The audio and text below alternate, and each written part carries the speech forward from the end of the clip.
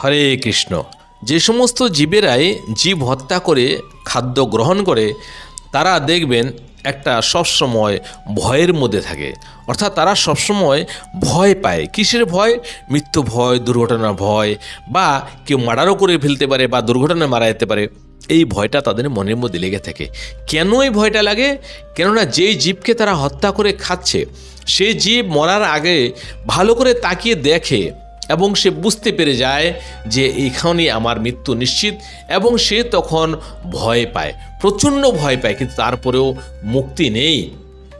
আর তাকে যখন তারা রান্না করে খায় সেই ভয়টা তার শরীরের মধ্যে প্রবেশ করে এবং তার মনের মধ্যে সেই ভয়টা লাগে, এবং সে যতই শক্তিশালী হোক, যতই পয়সাওয়ালা হোক, তারপরে কিন্তু মনের থেকে এই ভয়টাকে মারতে পারে না, ভয় তার লেগেই থাকে।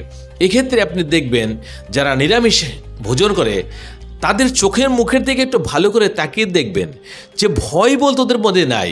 সে কার সামনে দাঁড়িয়ে আছে, কি করছে না করছে, কিন্তু তার মনের মধ্যে ভয় মাত্র নেই। কেননা সে কোনো জীব হত্যা করে খাচ্ছে না বলেই তার পেটের ভিতরে বা তার হৃদয়ের মধ্যে সেই ভয় স্থাপন হচ্ছে না।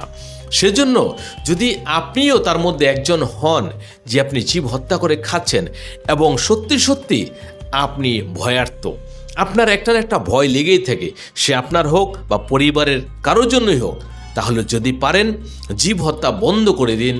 যতটা হোক, আপনি শাক সবজি আছে, ডাল, অনেক কিছু আছে, এতে আপনার শরীর কোনো দিক থেকে কমজোর হবে না, বরঞ্চ আপনার বুদ্ধি আরও শুদ্ধ হবে এবং শরীরেও ভালো বল পাবেন, এবং আপনি এই ভয় থেকে তো মুক্তি পাবেনই।